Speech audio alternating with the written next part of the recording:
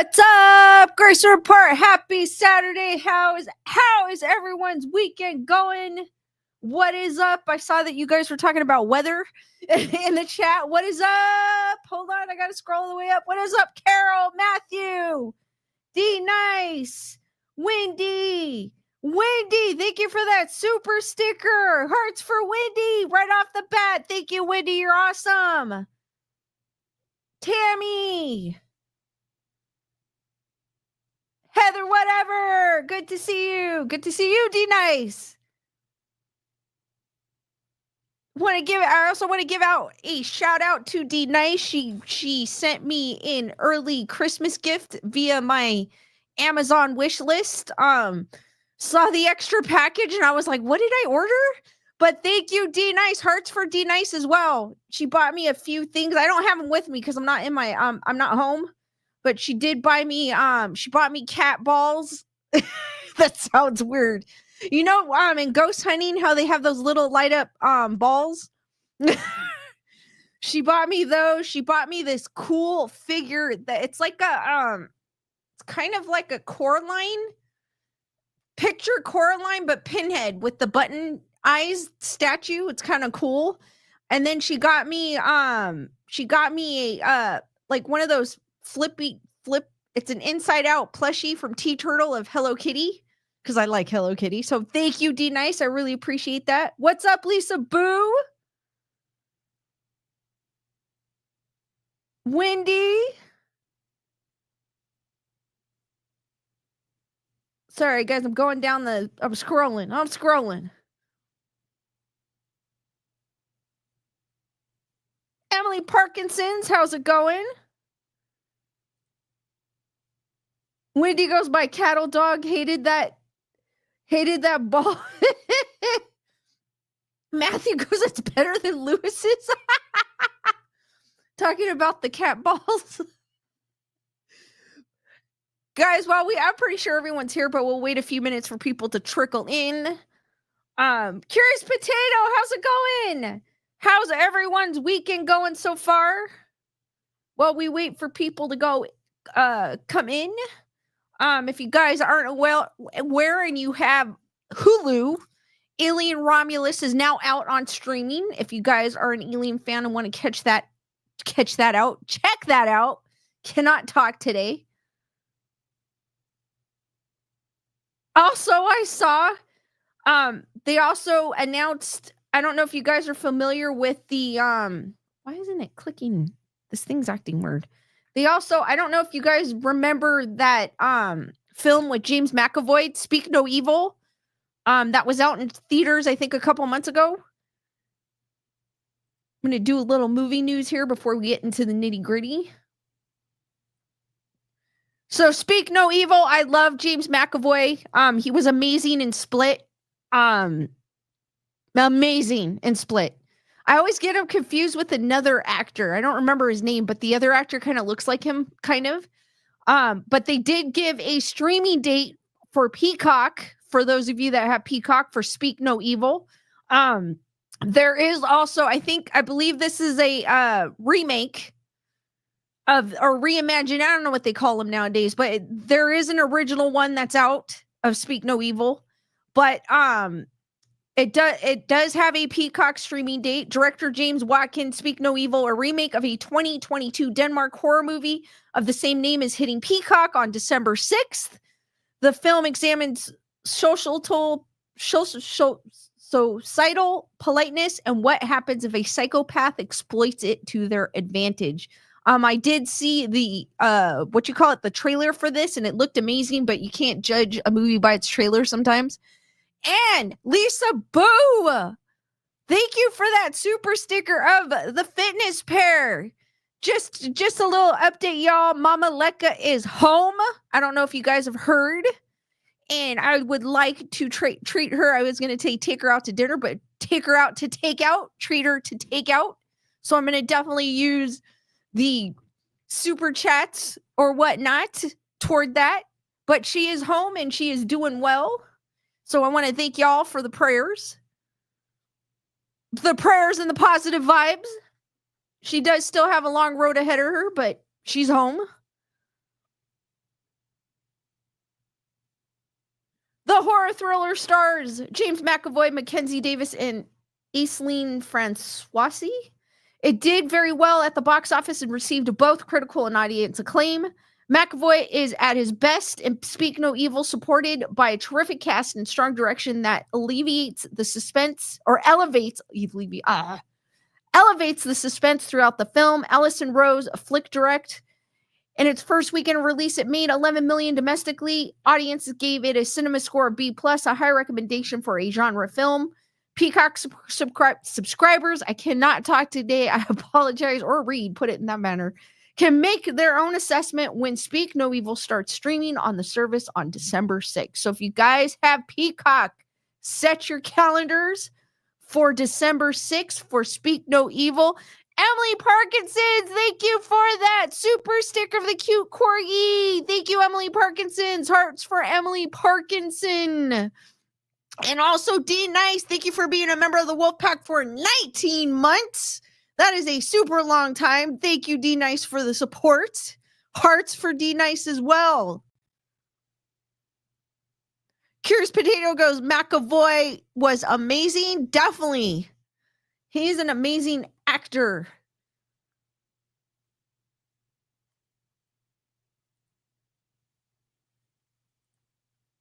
I know you guys have heard me. I'm doing a little movie news to start off with, because it's kind of slow in the spooky department in the news, but there is a lot of horror stuff that they do talk about in the movies.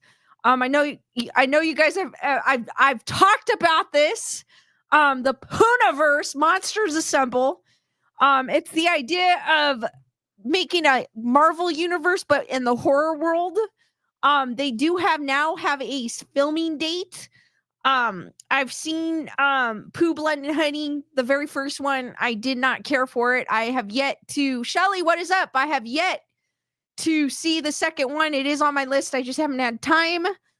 But I am all for making our children cartoons into horror as long as it's done beautifully. They also had done a Steamboat Willie called Mousetrap. I mean, it started out with a bang, but obviously it was a low budget film. So I give it an A for effort, but you could tell it was a low budget film. Audiences are one step closer to witnessing the devastating events of Poonaverse, Monsters Assemble. According to Deadline, the highly anticipated crossover will start filming in March. The movie will bring together the monsters introduced in the franchise that started with the release of Winnie the Pooh, Blood and Honey. All of these adaptations are possible thanks to how the characters featured in the series have entered the public domain in recent years. Plot details connected to the Poonaverse, Monsters Assembled, are still under wraps, but it has been stated that the project is aiming to debut on the big screen at some point in the near future. I hope it's more than, because when Blood and Honey came out, they only had it in theaters for like 3 days.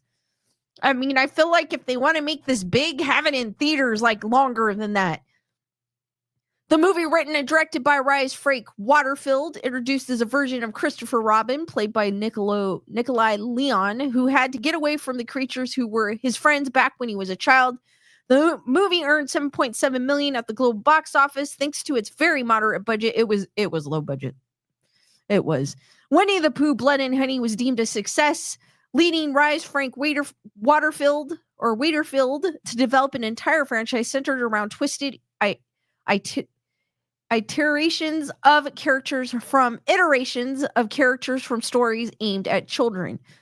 Upcoming installments of the franchise include Peter Pan's Neverland Nightmare, and there are trailers to these films, believe it or not.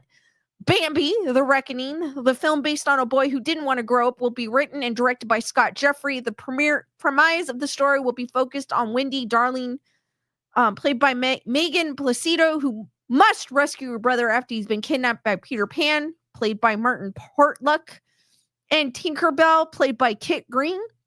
When it comes to the horror story based on Bambi, Dan Allen will introduce audiences to a version of the animal who will look for vengeance after the death of his mother. So do not mess with Bambi. Bambi went angry. Also, I want to thank you, Emily Parkinson's, for gifting 5 memberships. Hearts Hearts to Emily Parkinson, and welcome Jennifer, Nicholas, Emily, Morse, who wants to know, and all things good to the Wolf Pack. Hearts to Emily and the new Wolf Pack members. Thank you, Emily. And Dusty, how's it going? The universe continues to expand. So pictured here is Pooh. I think the second one, they had a bigger budget, but the first one, you could tell it just reminded me of someone getting a costume from like not the dollar store, but from like a Spirit Halloween or something.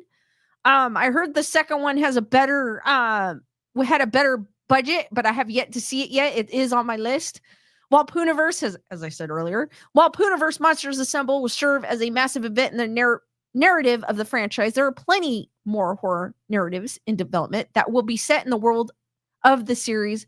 Pinocchio Unstrung will feature the wooden doll doing whatever is necessary in order to become a real boy. Beyond that, a sequel to Winnie the Pooh Blood and Honey will see its titular monster, portrayed by Craig David Dowsett, wreaking havoc once again. One of the most successful independent projects of the past decade will continue to expand over the course of the next 2 years. Pooniverse Monsters Assemble will premiere in theaters at some point in the near future. Stay tuned for updates, and I will definitely talk about it. I'm kind of, like I said, I'm all up to it. I like the idea, but is the execution going to be cool? What's his face? Robert England did, I always want to say England. He did jump on board to appear in, Pinocchio. I think, what was it? Pinocchio Unstrung. So, I feel like maybe there's hope for it, but we'll see. We'll see. And also something I just want to share. I know this is all like movie news, but something I just wanted. Curious Potato goes, Winnie's been race and gendered swapped, I expect. No. Winnie Pooh hasn't, actually. Winnie Pooh is still a bear. It's just in the first one, he looked like a costume from Spirit Halloween. Shelly goes, should I watch Pooh Blood and Honey first? I would. I mean, like I said, great concept, terrible execution.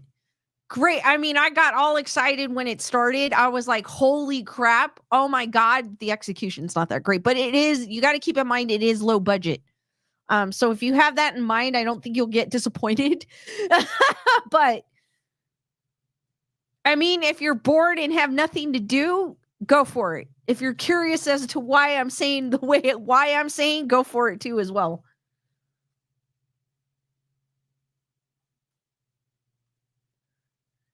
The only reason why I'm sharing this one is because I think it's ridiculous. I don't think this has nothing to do with the Pooniverse. I have not seen the trailer. I'll probably watch it after. But I'm sorry I had to share this. Popeye, the Slayer Man, coming early 2025. Yes, you heard right. They have a horror Popeye coming out. I was like, what the? I mean, like I'm open. I am open. but I better not show that picture.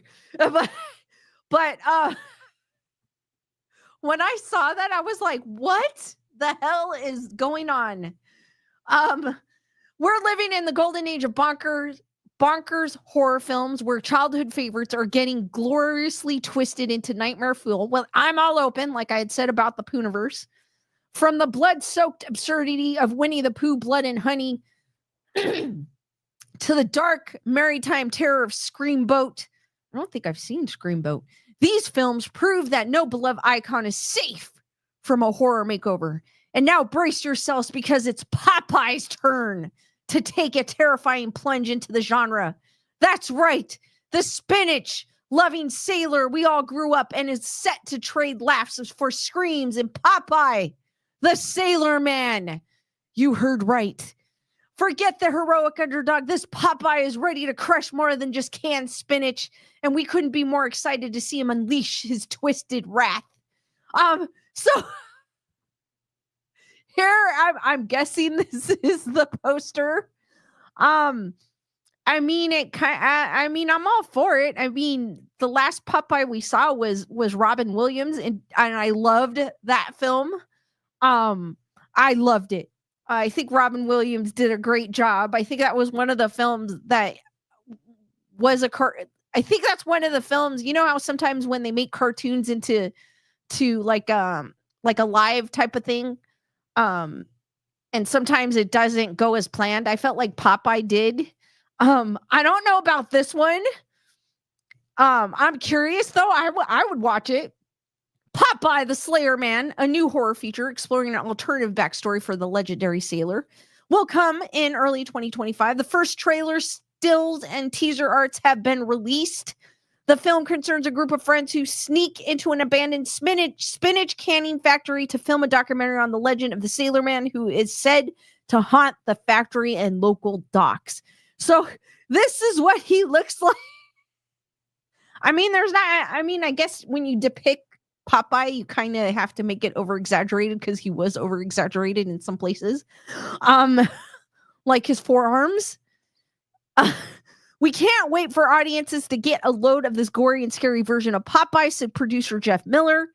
We went old school and focused on using real practical effects and not relying on CG for gore. Thank you.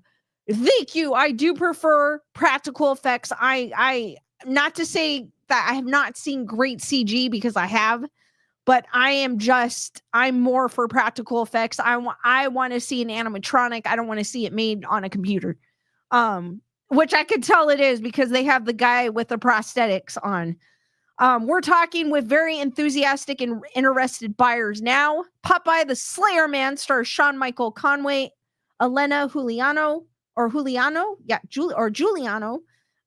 Mabel Thomas, Marie-Louise Boisnier, Jeff Thomas, and Stephen McCormick, along with Scream Queens Angela Relucio and Sarah Nickling.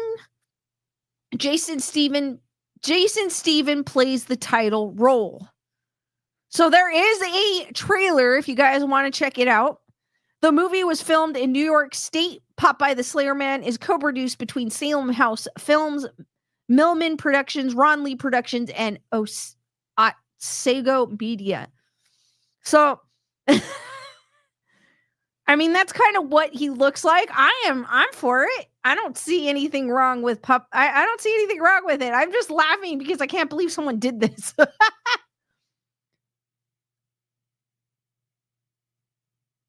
Chris Barber just finished. What's up, Chris Barber? Just finished the new Alien movie. Not too bad. Matthew goes, I get Popeye spinach in the store. Super cool.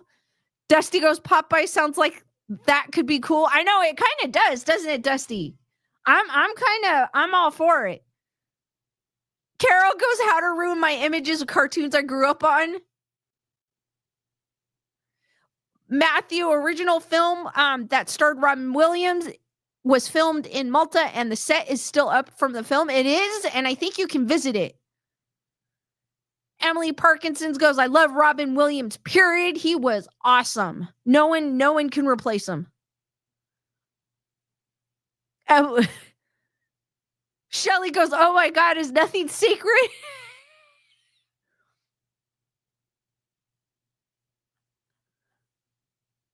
Bernadette, what is up? Bernadette goes, sorry I'm late. What did I just walk in on? Not my Popeye. What's next? Alvin and the Kill Monks? It's whatever is on open domain, and I don't know because I don't really follow what's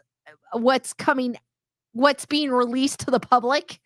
Wise, I know Steamboat Willie and Tigger have been released. Obviously, Popeye has been released. There's already people writing. They probably already have a story for the next ones that are about to be released. And I'm sure too when Superman, but that's going to be a way long time from now. When Superman becomes open domain, someone's going to make Superman evil. I mean, there's already an evil Superman though.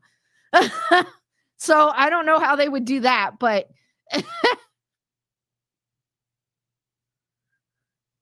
Matthew goes, if Popeye is a bad Bluto must be even more bad. I feel like the way that they explained it, it's like a bunch of documentaries are going to a spinach factory and they're investigating the legend of the Sailor Man. So it sounds like he like he's a legend and they're actually going there and then they find out that Popeye is real and he's there, type of thing. And he's angry. No, Chris Barber goes, Popeye really was the first one bad enough. I liked it, Chris. I mean, it was cheesy, but it was fun.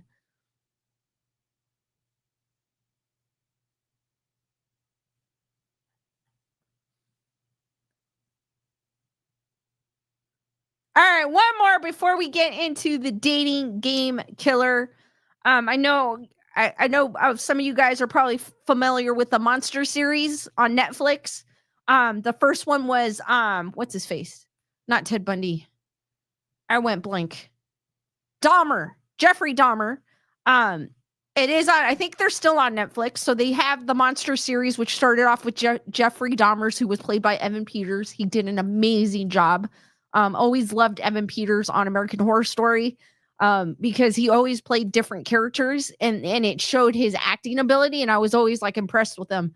And Dahmer, no different. He did an amazing job. The second Monsters, they did it on the Menendez brothers. I felt like I felt like the first one with Dahmer was more believable as in the storyline than the Menendez brothers. I felt like, and they even admitted on taking liberties. So I felt like not all of it was 100% true. So that one I couldn't get into as much. And I felt like it kind of fell flat for me. But the next one that they're coming up at, that they're going to be doing is on Ed Gein and Charlie Hunnam. Hopefully I said his name correctly. Or Hunnam. I think it's Hunnam. Is going to be playing Ed Gein in the next one. So he creepily transforms into Ed Gein. First look photo. So this is him looking like Ed Gein. He really does look like Ed Gein. If you're not familiar with Ed Gein, he also he inspired the Texas Chainsaw Massacre. They actually mentioned him or by name in the Jeffrey Dahmer one. Not wasting any time getting back into his true crime series Monster, Ryan Murphy is already filming a follow-up series, this time focusing on serial killer and cannibal Ed Gein. It stars Charlie Hunnam as the notorious killer. The success of the Menendez brothers chapter on Netflix made stars of its leads Cooper Koch and Nicholas Alexander Chavez. That same spotlight will surely shine on as he transforms into the Geins, or into the Geins, like Gein was more than one person. The Gein. It's funny if you've ever seen interviews with Cooper Koch and Nicholas Alexander Chavez. The few that I have seen, Cooper Koch, who played Eric, he did all the talking. And I was like yelling at the person doing the interviews. I'm like, bro, you got to ask him a question because he is not going to talk. He seems like the one where he's not one of those. You know how when you get a great interview, you always have the conversation flows. I felt like Nicholas Alexander Chavez in his interviews when they were both together, it was like he stood quiet and then Cooper Koch was the one talking all the time. So I always felt, I was like, bro, you got to ask him some questions too, so that he will talk because Cooper's taking, Cooper likes to talk. And I feel like he was more outgoing than Nicholas. But if you ever watch their interviews, you'll notice. So here he is Ed Gein. First look, he does look like him. The 44-year-old actor is probably a little more established in the entertainment world than either Koch or Chavez. He has starred in many projects, including Children of Men, Pacific Rim, and more recently, Rebel Moon Part 1. Gein is an iconic monster whose crimes awarded him the nickname Plainfield Ghoul. In 1957, it was discovered that he liked to dig up graves and use the remains as decorative items in his home. He admitted to killing 2 people, but it is believed he was connected to several unsolved crimes. So Here's a picture of actual Ed Gein, and I think they hit it right on the spot. He really does look like him.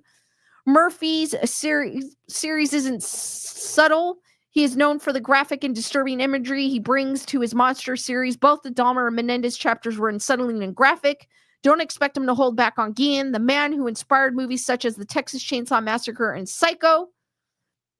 No word of when the latest chapter will be released. I am going to assume that it's probably going to be released probably similar to how the Menendez was released in Dahmer. I think they were released about the same time, so probably about the end of the year, kind of like September-ish.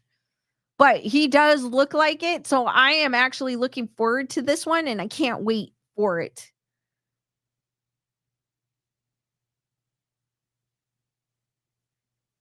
Lone Bernadette's over there on my Twitch as well, and she's showing some of the Twitch emojis. Nerd Report in the house. Emily Parkinson's goes, Zac Efron looks so much like Ted Bundy and extremely wicked. I didn't get to see that one, but I did see it popped up on one of my, I don't know where I saw it, one of my streaming services, and I was like, oh, there's another Ted Bundy? Because I've always been familiar mostly with Ted Bundy, like his story. Obviously the Night Stalker Richard Ramirez, because it did happen in my not my neighborhood, but my city that I live in. So I've always followed them, and I've always followed Bundy. I don't know, I've always followed Bundy. I don't know why. But Bundy and Gacy. So when Dahmer came about, I was like, you know what? I don't know much about him because I have a thing with serial killers. I like to hear their stories. Don't ask me why. So it was kind of cool to watch that. So if you guys have not seen that, I believe it's still on Netflix. It's The Monsters, Jeffrey Dahmer. Also, like I said, they do have the Menendez brothers as well if you have not seen it. If you're looking for something to watch. So what inspired me for today's topic, I was finally able to see that Netflix show, I forgot what it's called, on the dating game killer, Rodney Alcala, I'm probably saying his name wrong. Finally got a chance to see it. Been wanting to see it for a long time. I finally had the time to check it out. Also, too, guys, Cobra Kai is out. If you guys haven't seen it yet, unfortunately, we have to wait for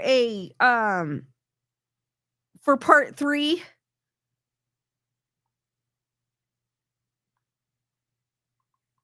I forgot what it's called. Woman of the Hour with Anna Kendrick. So if you guys haven't checked it out, it is on Netflix. Woman of the Hour. Finally got a chance to see it. That's what inspired my topic today. The way that they portrayed the killer, Rodney Alcala, the killer, he was very charming. You would never suspect that he was on a serial. I mean, I don't know if he was, serial killer. You would never suspect him of being a serial killer. It was like he was in plain sight, but no one would would think that was what he was doing.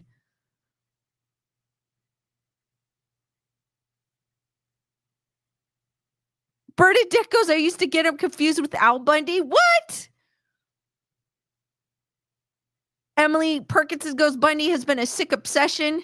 Yeah, I don't know what it is. It's just, I think there's been more documentaries about Bundy than there has anybody else, I felt like. So I even went into like Netflix, because Netflix has those confession tape ones. I don't know if you guys have heard of it. I even watched those. So they had one for Jeffrey Dahmer and Bundy. And it's actually in their words. Curious Potato goes, Bundy looked cool, but Gein was crazy. Exactly. Matthew, I did see that. Ralph Macchio just got his star on the Hollywood Walk of Fame. I used to always thought getting your star on the Hollywood Walk of Fame was super cool until I realized that the actor actually pays for it. So I'm like, what? I always thought it was like a esteemed like honor, but the actor actually pays for it, if I'm not mistaken. Elaine goes, he seemed a little creepy to me. Lisa Boo watches them too.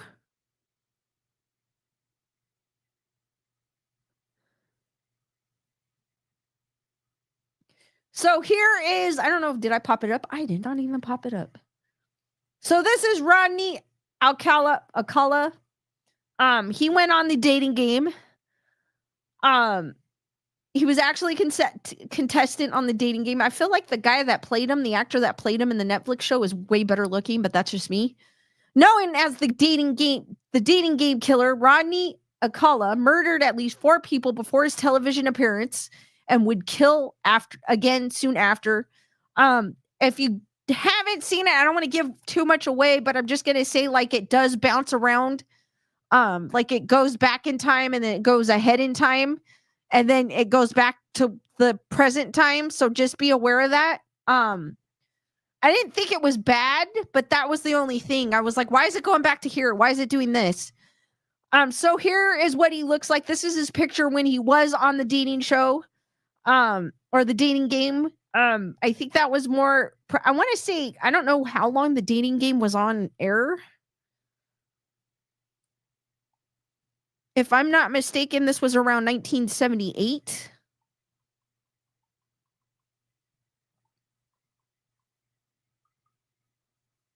Hold on, give me a second. I just want to see how long it was on.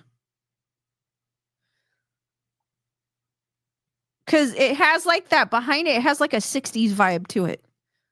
How long was... Give me a second, guys. I'm just curious.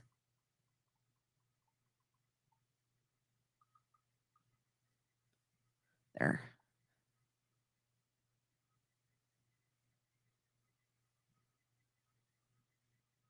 So it was originally ran on ABC from 1965 to 1973, but continued in syndication for several more years with various revivals, meaning the show was on air for a total of around 8 years on ABC and several more years in syndication across different iterations, because the background looks more of a 60s.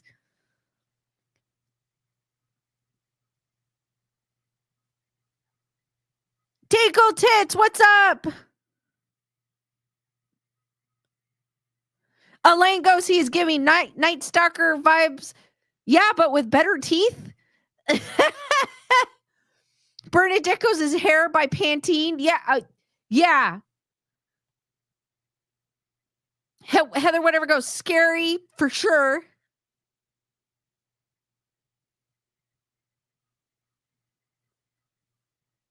Curious Potato goes, the other guys on the show said he was creepy. So for most people, September 13th, 1978 was an ordinary Wednesday. But for Cheryl Bradshaw, the bachelorette on the TV matchmaking show, The Dating Game, that day was momentous. From a lineup of eligible bachelors, she chose handsome bachelor number 1, Rodney Alcala. In the Netflix show, he was bachelor number 3, so they did change some things around. Would you guys watch the dating show if it was on today? I would. But at that very moment, Rodney Alcala was keeping a deadly secret. He was a vicious murderer, soon to be known as the dating game killer. If not for a healthy jolt of women's intuition, Bradshaw would almost certainly be remembered today as one of Rodney Alcala's victims. After the show ended, she conversed with Alcala backstage. He offered her a date she'd never forget, but Bradshaw got the feeling that her handsome potential suitor was a little off. I started to feel ill, Bradshaw told the Sydney Telegraph in 2012. He was acting really creepy. I turned down his offer. I didn't want to see him again. Another one of the episode bachelors, actor Jed Mills, recalled to LA Weekly that Rodney was kind of quiet. I remember him because I told my brother about the one guy who was kind of good looking but kind of creepy. He was always looking down and not making eye contact.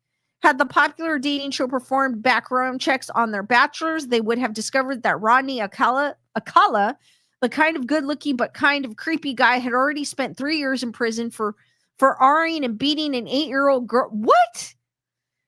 It didn't say that in the show. He'd done the same to a 13-year-old too. This guy was sicker than I thought he was, which landed him on the FBI's 10 most wanted fugitives list. What? But sometimes my thing is why didn't they look at the backgrounds for contestants? That makes no sense to me. Obviously they didn't because this guy got on it, but that was my thing. Like, why didn't they? Because don't they look into it just a tiny bit just to see who this person is before they bring them on air? That's what I would do. But sometimes a background check can't even uncover the whole story. In Rodney Alcala's case, the whole story consisted of at least 4 prior murders that he hadn't been definitely linked to yet. As you can probably imagine, Cheryl Bradshaw's rejection likely only fueled Alcala's fire. In total, before and after his television appearance, the sadistic dating game killer claimed that he killed between 50 and 100 people. This is the chilling story of Rodney Alcala, the dating game killer. Emily Parkinson's, that's true. I didn't even think of that. Back then, they didn't. They didn't have background checks back then. True. Chris Barrett goes, it was the 70s. True. Shelly goes, he's even worse than I thought. Same here, Shelly, because I even saw the Netflix show in it, or TV. I don't know what you consider a movie. And they did toward the end, obviously they gave his history, but they didn't say that. Carol goes, also, once they have been nominated, they have to be chosen by a committee to even get the star. Oh, that's for the Hollywood Walk of Fame. The star. Shelly goes, the background checks were different back then. True. I didn't think of that, but that's always been the back of my mind. Like, when they kind of check a little bit, like, that's what I felt. But then you're right, it's the 70s. True, because a lot of people, I think even in the 70s, people weren't still really locking their doors too much. Rooster, what is up? Elaine goes, takeaway, always go with your gut. Definitely, if something does not feel right, get out of the situation. Heather, whatever goes, he looks like the Night Stalker to me. He kind of, you know what? He kind of does. Here's the picture of Rodney Alcala. Let me see.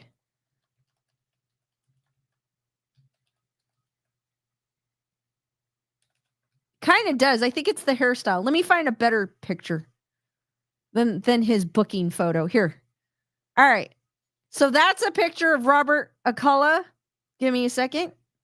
So this is a picture of Richard Ramirez.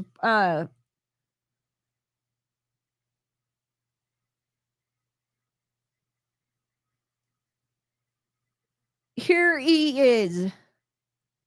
What do you guys think? He does. It's the same hairstyle, kind of.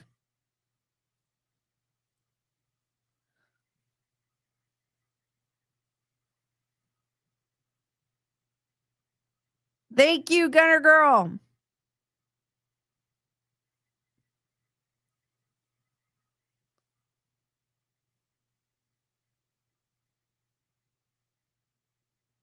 Chris Barber goes, he would lure young girls with lies that he was a fashion photographer. Exactly. He did. And he was super charming.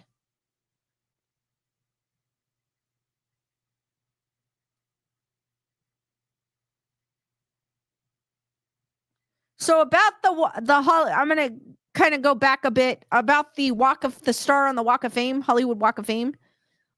Carol, from what I understand, they have to be nominated first before they can be considered for a star on the Walk of Fame, and they pay for their name to be engraved on the star, which costs $75,000. I guess it's still considered cool, but I still feel like I guess you have to be nominated, so it's something, but you still have to pay for it. I thought it was something given to them. Bernadette goes, it's like Ted, Rodney, or Richard. Which serial killer do you want?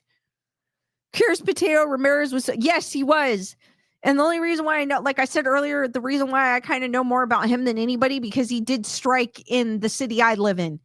I live on the north side. He struck and killed 2 people on the south side. I don't know which house. I've always been curious as to which house, and I was going to do a drive-by. But that's why I've always followed his story, because it does take place in the area that I grew up in. So the disturbing murders of Rodney Alcala. Rodney Alcala was born in San Antonio, Texas in 1943. His father moved the family to Mexico when Alcala was 8 years old, only to abandon them there 3 years later. His mother then moved Alcala and his sister to suburban Los Angeles. At the age of 17, Alcala entered the Army as a clerk, but after a nervous breakdown, he was medically discharged due to mental health issues. Then the intelligent young man with an IQ of 135 went on to attend UCLA, but he wouldn't stay on the straight and narrow for long. Like many serial killers, Rodney Alcala had a style. His signatures were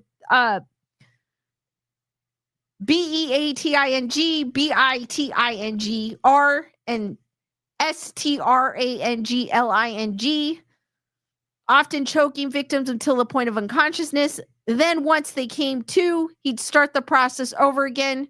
On his first known attempt of killing, he was successful at only 2 of these things. The victim was Tali Shapiro, an 8-year-old girl he lured into his Hollywood apartment in 1968. What, this guy was sick. Shapiro barely survived her R&B, her life saved by a passerby who reported a tip to police on a possible abduction. Alcala fled his apartment when the police arrived and remained a fugitive for years afterward. He moved to New York and used the alias John Berger to enroll in film school at New York University, where, ironically enough, he studied under Roman Polanski. Oh, that's why it was because in the Netflix thing, he does talk about Roman Polanski, like the character. After being recognized thanks to an FBI poster, Alcala was finally identified as a perpetrator in the R and attempted murder of Tali Shapiro. He was arrested in 1971, but only sent to prison on charges of assault. Shapiro's family kept her from testifying, making a R conviction unattainable.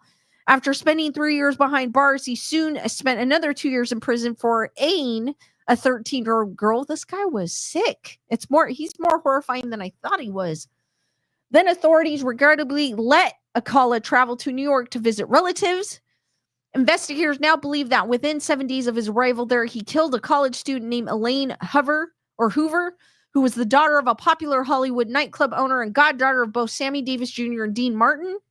Soon after all of this, Alcala somehow got a job at the LA Times as a typesetter in 1978 under his real name, which was now attached to a substantial criminal record. A typist by day, by night, he lured in young girls to be part of his professional photography portfolio, some of them never to be heard from again. Now go back and listen to Rodney Alcala tell Bachelorette Bradshaw the best time is at night. Absolutely chilling stuff.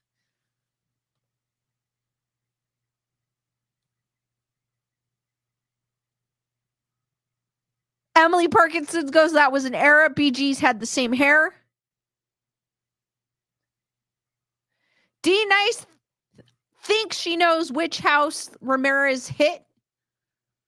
I kind of vaguely know, they kind of show the house, but I don't know exactly where it is.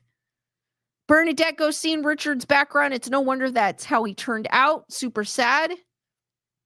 Bernadette, he also said he became a monster when he grew up.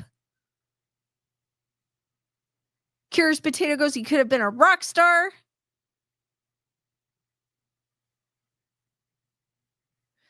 Dusty, yes, he was. Ted Bundy was also a charmer of women.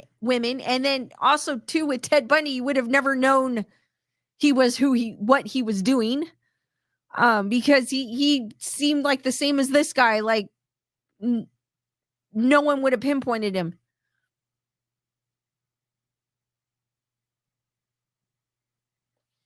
So how the dating game killer was finally caught. Thank you, Emily Parkinson's, for that gifted membership. Welcome, Pernilla, to the Wolfpack Hearts for Emily Parkinson and the the new Wolfpack member.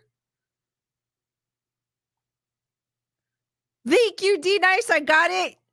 I now have to check it out. The year after the dating game appearance, 17-year-old Leanne Leadham was lucky enough to walk away unscathed from a photo shoot with Rodney Alcala, and she remarked how he showed her his portfolio, which in addition to shots of women included spread after spread of naked teenage boys. Police have since released parts of Alcala's portfolio to the public to aid in victim identification. The photos are still available to view if anyone wants to see them. Over the years, a few have stepped forward to reveal their horrifying moments with the predator.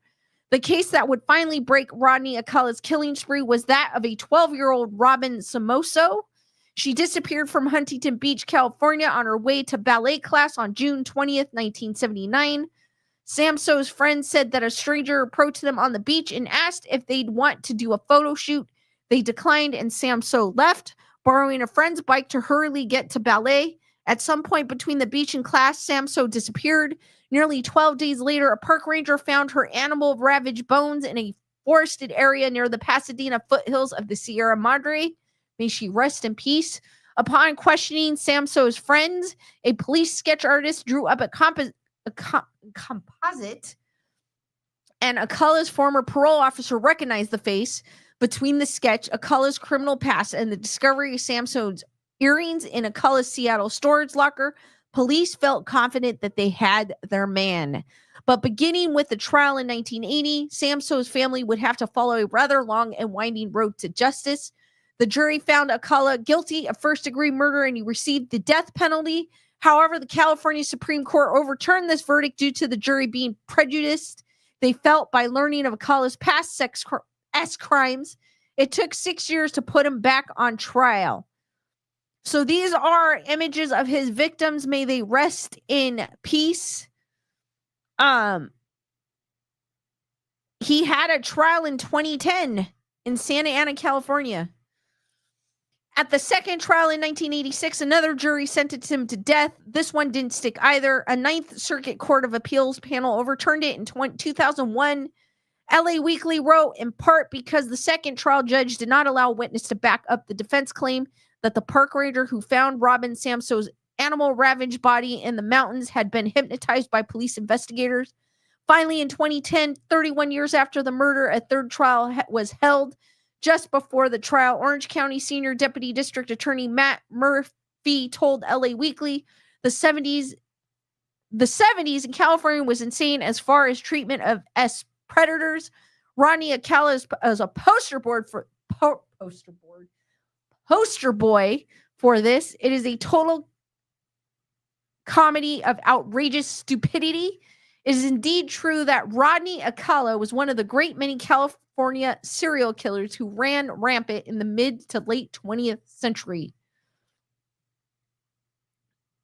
Lisa Boo goes, I've watched the interview of the girl who got away. Curious Potato, I don't think they know how many he killed. They don't.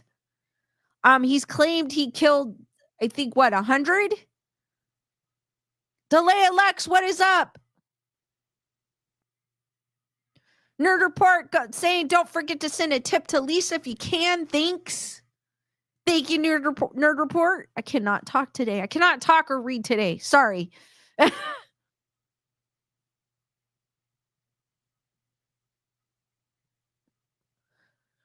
Rodney Alcala's long road toward facing justice.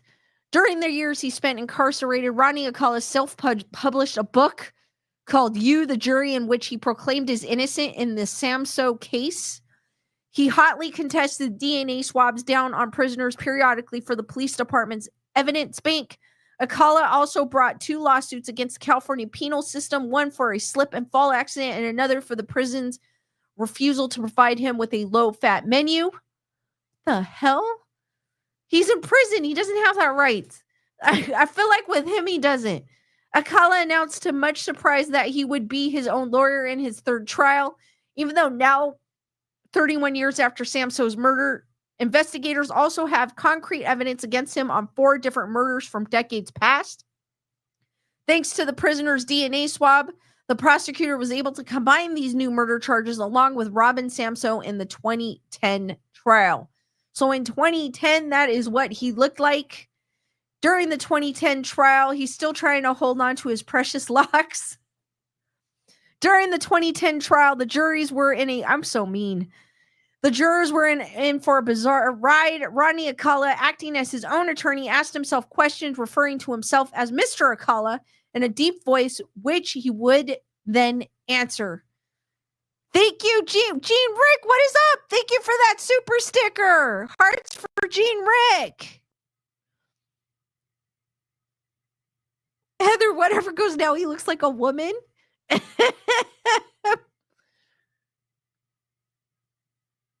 Dusty goes, I mentioned before that I dated Bundy's cousin. We were all going to the University of Washington. I think Ted was studying law. He was.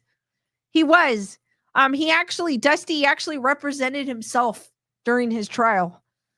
If I'm not mistaken, the peculiar question and answer session continued for 5 hours. He told the jury that he was at Knott's Berry Farm at the time of Samso's murder, played dumb on the other charges, and used an Arlo Guthrie song as part of his closing argument.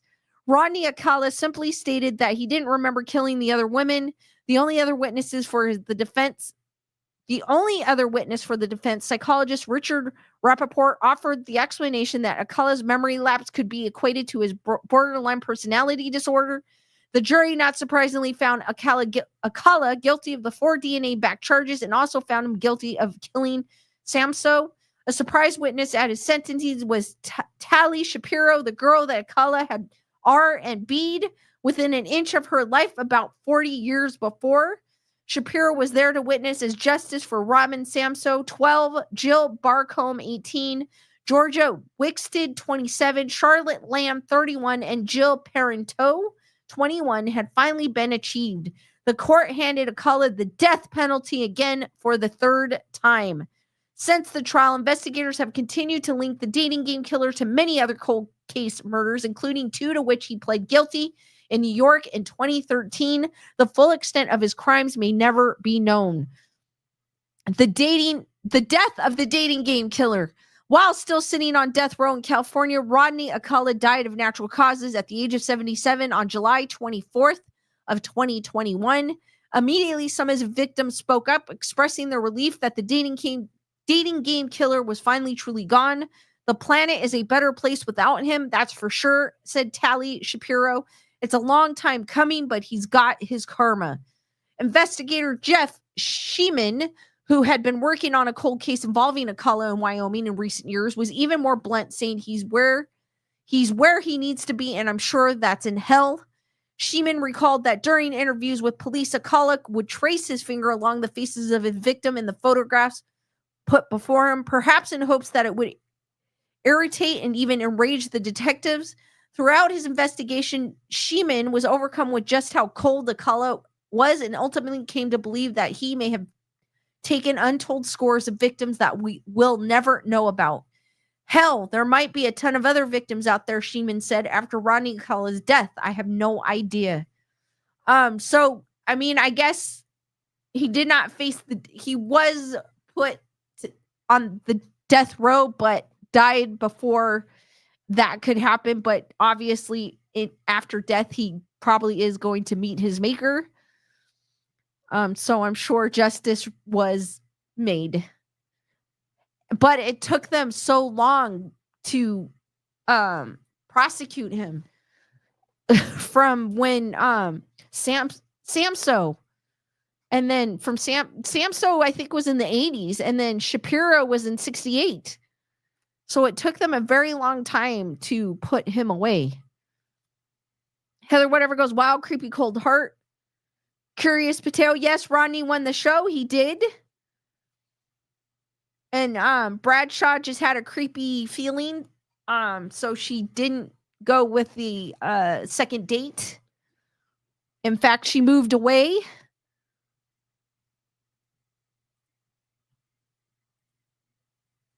Heather, whatever goes, good point. Justice for sure.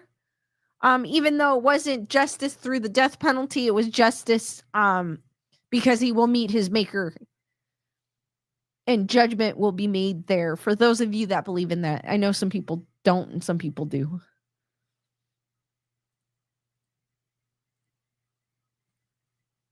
I also have an article about the survivors and where are they now. Lisa Boo had said earlier that she had seen an interview with one of the survivors.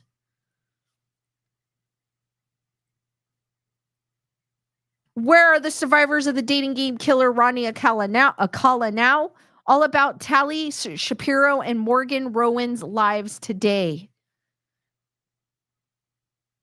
So Tali Shapiro and Morgan Roman are pictured here. Rodney Alcala is confirmed to have killed at least 7 women and girls across 3 states, but at least 2 girls were able to escape death at his hand. Tali Shapiro and Morgan Rowan survived his attacks, which occurred a decade before he appeared on the dating game. Rowan was 16 and Shapiro only 8 years old. And Shapiro is the one on the left. When Alcala and attempted to murder each one of them. Known as the dating game killer for his appearance on the hit TV game show in 1978, Alcala is suspected to have murdered as many as 130 victims throughout the 60s and 70s before finally being brought to justice. In 79, Alcala was arrested for the murder of 8-year-old Robin Samso. Oh, my bad. I said 80s. 79. And was convicted in California in 1980 of her slaying, as well as those of Jill Barcombe, 18, Jill Parento, 21, Georgia Wickstead, 27, and Charlotte Lamb, 32. He was also convicted of the murder of Cornelia Michael Criley, 23, and Ellen Hoover, 23, in New York. He was sentenced to death for the California murders and died of natural causes, which they had said in the previous article, in July of 2021 while awaiting his execution.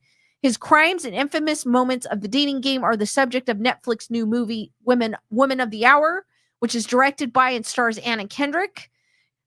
Get to know the 2 women who survived their encounters with one of the most prolific and terrifying predators and serial killers in American history. I mean, just the fact that you made it through that is amazing. But I don't, it must have been, one of the victims was 8 years old. Talia Shapiro. She was only 8 years old. How is that fair to her? Her innocence was taken away, and I'm sure she was never the same after that. That's why I didn't know that guy was as sick as he was, and that to me, it's like, no, he definitely faced his judgment and death. On September 25th, 1968, second grader Shapiro was walking to school along Sunset Boulevard in LA from the Chateau Marmont Hotel, where her family was living temporarily. When Alcala pulled up and offered her a ride, she initially said no, but when Alcala said he knew her parents, she agreed. Shapiro's father worked in the music business, and stars like Mama Cass, Jim Morrison, and Lenny Bruce frequently visited. It was totally possible that he knew my parents, she said in People magazine, Investigate Surviving the Serial Killer. There were always people going in and out of my house. It was like Grand Central Station.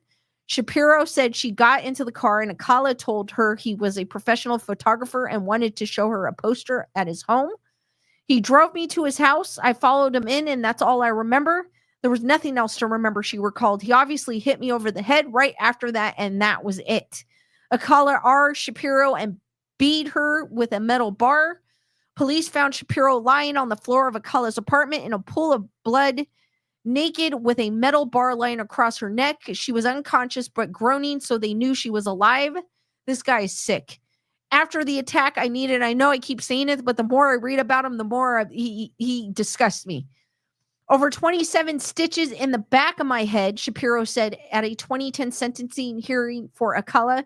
He hit me right over the head and the back of the head, according to ABC News. Shapiro was in a coma for 32 days and was hospitalized for months, but eventually made a full physical recovery. So how did she survive?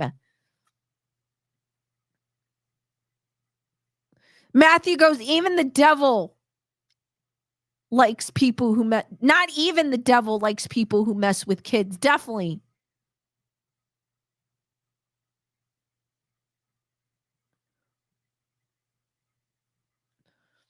Donald Haynes was the bystander who followed Alcala and called the police, unsettled by how Alcala was behaving around Shapiro. He was fixated on this little girl, Haynes recalled on People magazine investigates. That disturbs me. When Haynes saw Shapiro get into the backseat of Alcala's van, he said all the signs were there.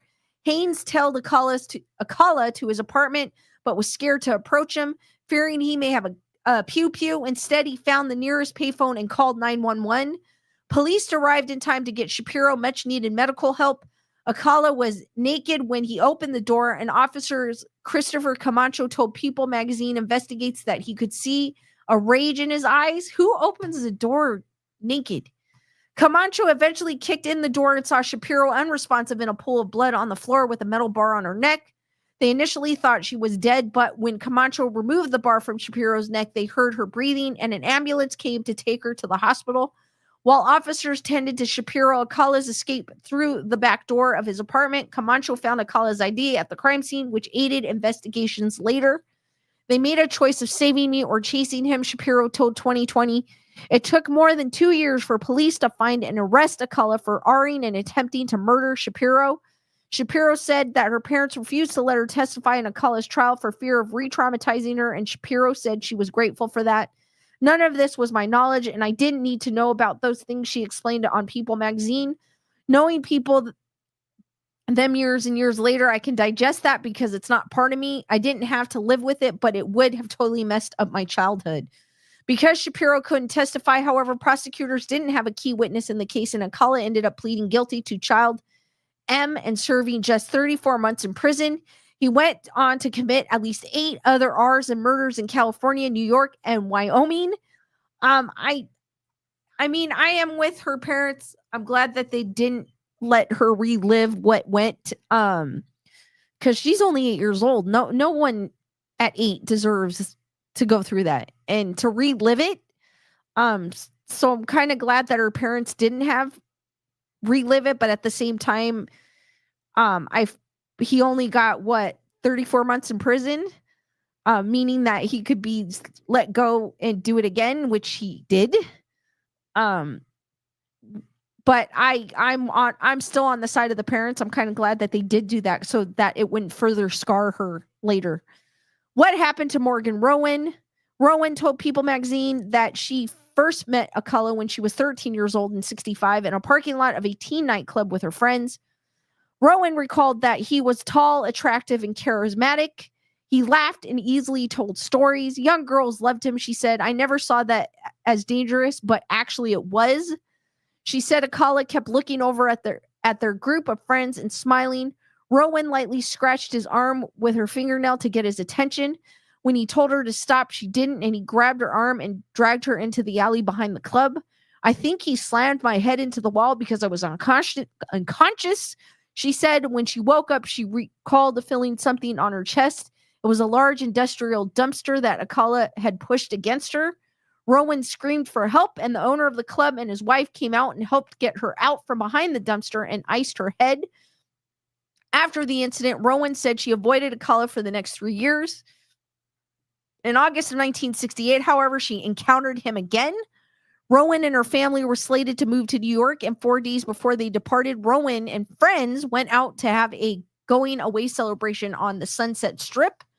Rowan said Alcala was among a crowd of people and that she felt creeped out when she saw him. Rowan sat in the back seat between 2 of her friends to go to a local restaurant, and it was fearful when she saw Alcala get into the driver's seat but didn't leave. At the restaurant, Rowan went to the bathroom, and when she was about to go back to her table, Alcala came and said they were all ready to go back to the strip. The group got into the car, and Alcala made a sudden turn and stopped in front of his house. He gave marijuana to the group, who smoked and listened to loud music in his living room. Alcala then grabbed Rowan by the arm and pulled her into a bedroom and locked the door behind him. Rowan said she knew she was in trouble and kept backing away from him until she was against a wall. He took his belt off and wrapped it around his fist. I tried to be brave and said, "No, you can't keep me here." And he just peed me between the eyes as hard as he could. She recalled Rowan said her head hit the wall and she fell to her knees and saw stars, but was still conscious. Alcala had a knife and cut the tie of her blouse and her neck, nicking her skin. This guy's sick. Heather, whatever. I gotta stop for this one. This guy is intense. Lisa Boo goes, that was the interview I watched. Elaine goes, yeah, I agree with not letting her testify. Heather, whatever, goes, wow, how that's scary. Rowan would call him shoving. I mean, honestly, they got into the car with him driving. I mean, she didn't have to go back in the car with him after the first time.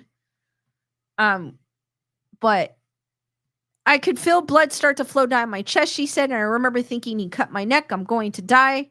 Rowan recalled him shoving his belt in her mouth, blocking her airway so she struggled to breathe, and binding her wrist with a necktie. He punched her in the stomach until she felt her ribs breaking, then took his knife to cut off the rest of her clothes, and he put the knife down to remove the pants and ard her.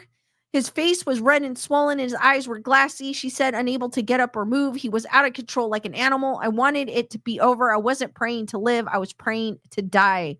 So how did that poor girl survive? Rowan's friends noticed that she and Alcala were missing from the living room and began pounding on the bedroom door. When no one could get it open, Rowan's friend Mike broke into the bedroom through the window, at which point Alcala stood up with blood all over his shirt and said, take her. If my friend Mike hadn't broken in through the window, I would not be here today, Rowan said. I have no doubt he was going to kill me. She ran out of the house wearing only a ripped blouse, running in front of a moving car with a man and woman inside. Her friends joined her and the couple drove them away. Her friend Mike took her to his apartment by the beach where his neighbor, a nurse, provided first aid, and Mike took care of her for the next 4 days. She arrived back at her parents' home minutes before they drove back to New York. She was traumatized and slept next to her parents' bed after moving, but never told them what happened. After Rowan moved to New York City, a friend mailed her a newspaper clipping about Alcala's R and attempted murder of Shapiro, and Rowan said she was ravaged by guilt, blaming herself for Shapiro's trauma because she had never reported Alcala's attack. It should have stopped it. I should have told my parents, she said. I should have gone back to the house and unalive. Why is she talking about unaliving herself? I fully felt that it was my fault, that I should have done something. Oh, I should have gone back to that house and killed him myself. I read it wrong. I was like, wait a minute, where did that come from? Where is Tally Shapiro now?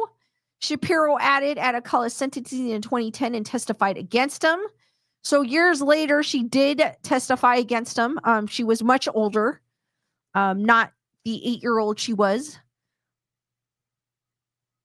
I didn't have any feelings except of duty of justice. I never once looked his way. I consciously didn't want to give him any energy whatsoever. I didn't glance at him. I didn't acknowledge him. I never spoke his name. I didn't give him any satisfaction. After the hearing, she approached Haynes, who was also present, and introduced herself. I said, I'm so glad to see you, he recalled. When Alcala died in 2021, Shapiro, who lives in Palm Springs, California, said the planet is a better place without him. That's for sure. Where is Morgan? After decades of guilt, Rowan had a panic attack watching Alcala on the news when she heard of his 2010 sentencing, but was happy to put a name and a face to Shapiro. She wanted to contact Shapiro, but feared she'd hate her for not stopping or reporting Alcala. Rowan spent days writing and perfecting a letter to Shapiro over Facebook in which she apologized for not reporting Alcala sooner. Shapiro responded that there was nothing to forgive and that it wasn't Rowan's fault. Tally saying she forgave me changed everything. Rowan said on People Magazine Investigate, it was definitely a huge step to my recovery. They met up and became close. It was just wonderful when we spent a couple of days together. We were like sisters, Rowan said. Shapiro added, she cares for me immensely. I love her. We have a bond. Rowan and Shapiro live a few hours apart in California and remain chosen family, seeing one another every few months. They rarely discuss Alcala and don't want to be defined by what he did to them, though Rowan still feels the impact of her attack nearly 6 decades later. Of course she does. That's traumatizing. When Alcala died in 2021, Rowan said she cried, which surprised her. I've always thought when he died, I would laugh and sing, It was never more real to me than that day. I couldn't stop thinking about all the darkness and all the pain he had brought into the world. When evil touches you, it changes you, but evil will never own you. I try very hard to live that way, that I just will not let evil own me or change my decision. Though Alcala is gone from this earth, he still lives on in her memory. Of course, she's never going to forget him. Sometimes when I close my eyes at night, he's still there, she says tearfully, but I'm okay. Rowan plans on watching The Woman of the Hour, in part because she's interested in looking for discrepancies between the film and actual events. She also said that she hopes telling her story to people can help women and girls in the future, noting, I hope that maybe if a young girl watches and the next time she feels uncomfortable, she will remove herself from the situation. If you know anyone that's been SA'd, contact the National SA Hotline at 1-800-656-HOPE or go to rainn.org. So, I mean, I don't blame Rowan for still having flashbacks to that, because what she went through was terrifying. I don't think anyone could get over that. Both the women, I don't think anyone could get over that. Heather, whatever goes, extraordinary goodness came from such sorrow and pain. Exactly. With the friendship of the two women, and they don't let that define them. Lisa Bugo's trauma bond is powerful for sure. Heather, whatever goes, denial is a weird thing. Poor lady. I feel bad for her because she's carrying that guilt for, because obviously he striked again after her, so she's feeling like if I said something that wouldn't have happened to the 8-year-old girl at the time. But I feel like it's not her fault at all. She shouldn't blame herself. And she probably felt embarrassed because of what happened and scared. So I don't blame her for not saying anything, because that is a traumatic experience. So, I mean, when you're in that, you're kind of embarrassed in a way that you were in that situation as well. So I don't blame her for not saying anything, but I mean, you never know how you're going to react in a situation until you're in that situation. So she shouldn't feel guilty at all. But I know, like I said earlier, what she did go through was a horrifying experience, and there's nothing that can take that back. She will always have that for the rest of her life. Heather, whatever, I agree, talking about it is rough. I do, because obviously when you're talking about something, it's like bringing that back. So when you're bringing that back, it's like it's almost becoming lifelike again, and that's not what you want. You want to put it past you. You don't want to remember that. You want to just move on. Not be, like they said in the article, not be defined by that.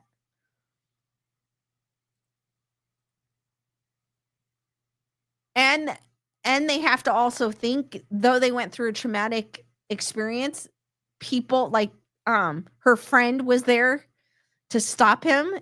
And then the other one, I think someone saw her get into the van and followed them and called police. So, I mean, if those people weren't there, they would not be here today as well. So there was people that were especially the guy that followed the van, seeing this 8-year-old girl get into the van. I mean, if that person did not do that, was not vigilant like that, she would not be here today. Lisa Bugos, they will say don't talk, and you were scared. Exactly. You're scared. You don't want, I mean, if you talk about it, like maybe something's going to happen. You know what I mean? Thank you, Heather. Whatever. Good show and powerful messages too. Nicely done. I mean, I commend those women. The strength that they show is amazing, and that they don't let that stop them and they continue. I know there's some people that have gone through something like that and they can't move past it. So to see these women move past it, I mean, obviously it still haunts them, but to move past it and be able to, see the light at the end of the tunnel is amazing. Curious Potato goes, there's a TV series about having been a family member of these guys. Whoa. D Nice goes, facts, Lisa.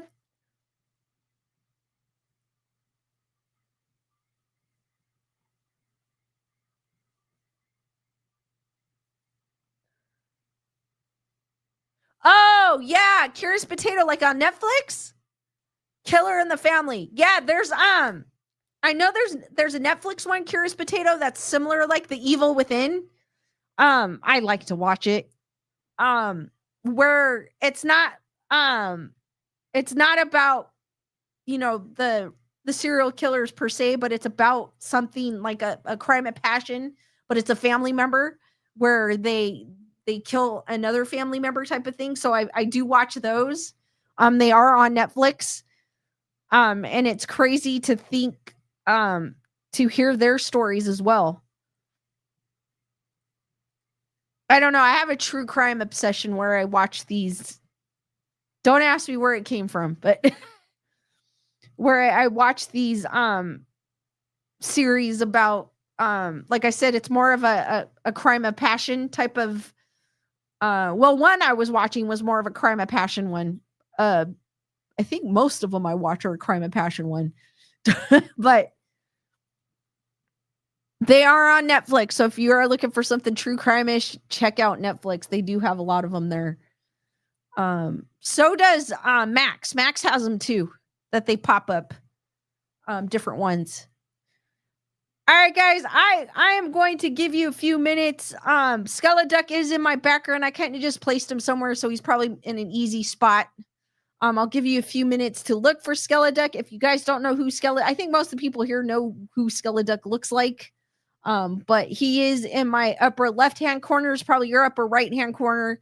That is what he looks like. I usually do this at the beginning of the stream, but I got into it. That is what he looks like, and it doesn't matter what studio I am. I do hide him in my background. It's not as easy to hide him in this background as it is in my studio, but I'll give you a few minutes. Carol goes, it also has ID. Yes, it does.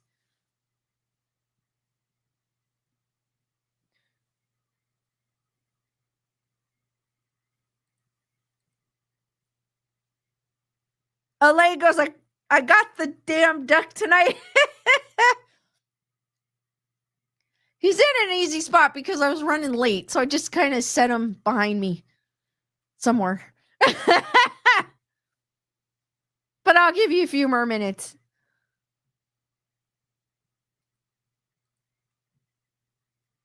And I'll open it up for questions if you guys have any questions too as well.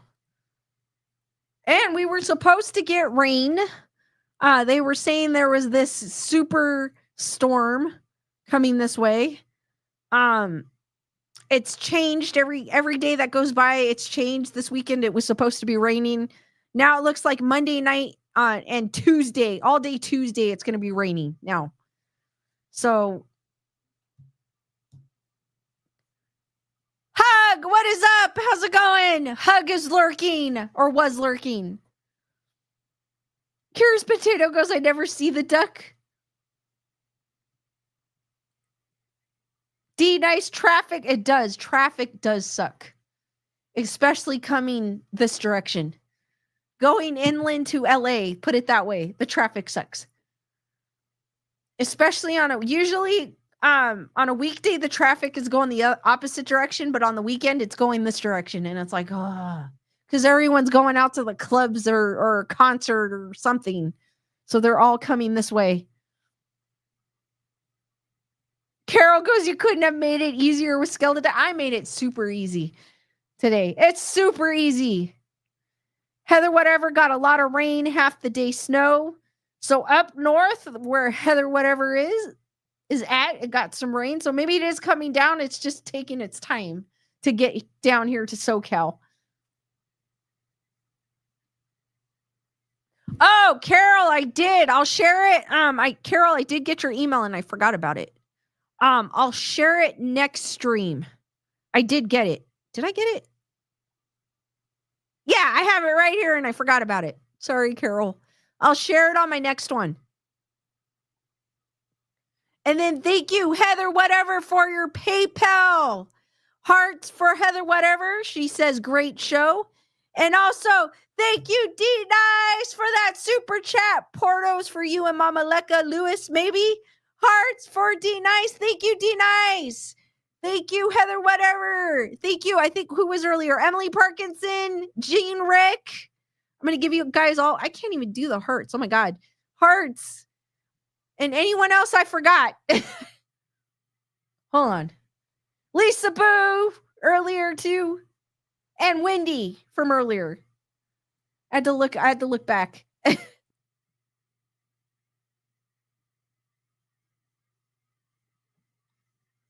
Lisa Boo goes, snow here in Alberta.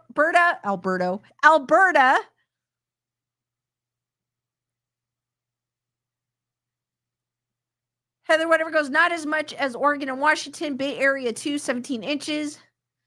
Curious Potato goes, I wish I had snow.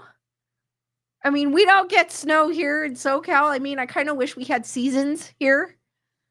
But I do love the rain. Just don't like stupid drivers.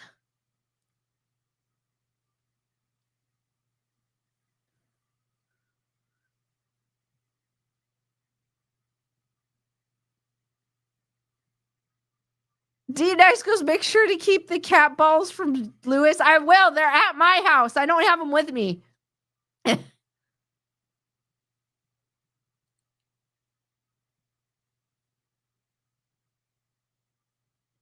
Dang, the Bay Area got 17 inches of rain. That is a lot.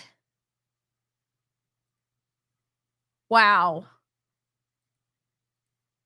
Nothing here yet. It kind of sprinkled here a little bit, but that was about it.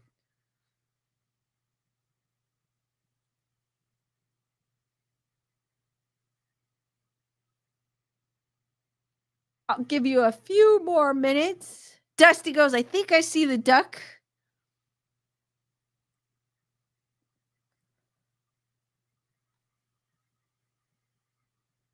Carol has a bunch of rain as well in New Hampshire.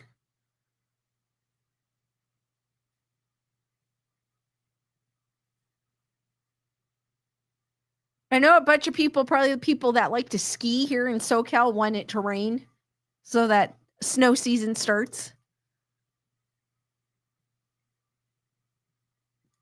Emily goes, it was 49 today and calling for 63 tomorrow. Georgia's bipolar weather. I'd rather have it cold, so I'm like enjoying it. Cause I could just put a jacket on, I could just put a blanket on.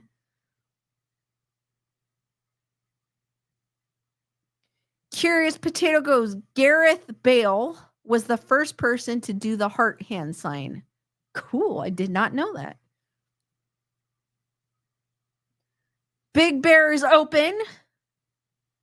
Elaine goes, here in Texas, it's like 80 during the day, 40 at night, so I don't know what the hell is going on. Texas is I don't know, menopausing? Hormonal, there. With the weather. D-Nice goes, blanket and a puppy are keeping me warm. That is the best. All right, guys, I think I gave you enough time to find Skeleduck. Skeleduck is literally right behind the mic arm. So he's, I don't know, maybe it's better if I, oh my God, I'm covering him. Hold on. So he is right there where I'm pointing. I was trying to do this. So he is right there, guys. He's hiding right behind the mic arm. Right there. And I was kind of hiding him with the chair.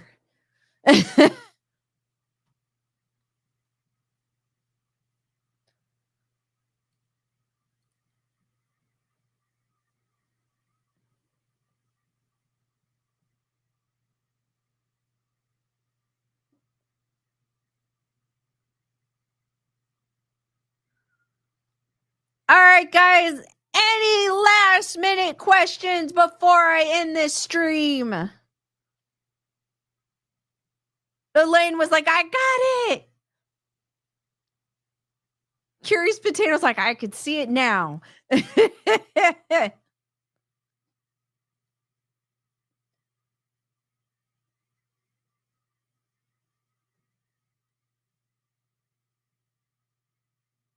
Carol was like, he was so easy. I didn't have to look for him.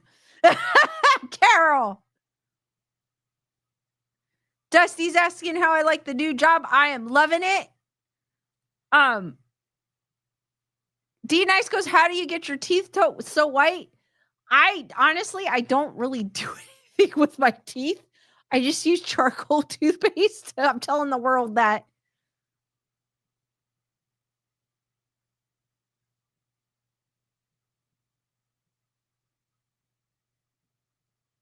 Thank you, Curious Potato. D Nice, one last question for D Nice before I end this stream. What is your favorite song today? I've got too many. Lately I've been I'll answer your question then lately I've been listening to I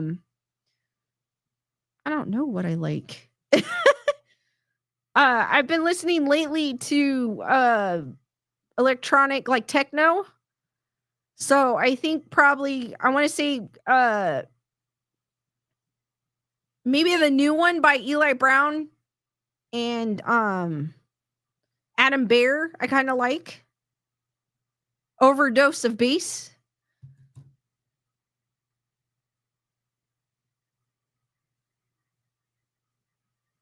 All right, guys, without further ado, I'm going to end the stream here, guys. Thank you for joining me on this edition of Grayson Report. I will see you on the next one, which will be Monday at 7 p.m. Pacific Standard Time, 10 p.m. Eastern Standard Time. Be there, be squared, stay spooky, guys, and sweet nightmares, and have a great rest of your weekend. Good night, guys, and thank you. You guys are awesome. See you on the next one.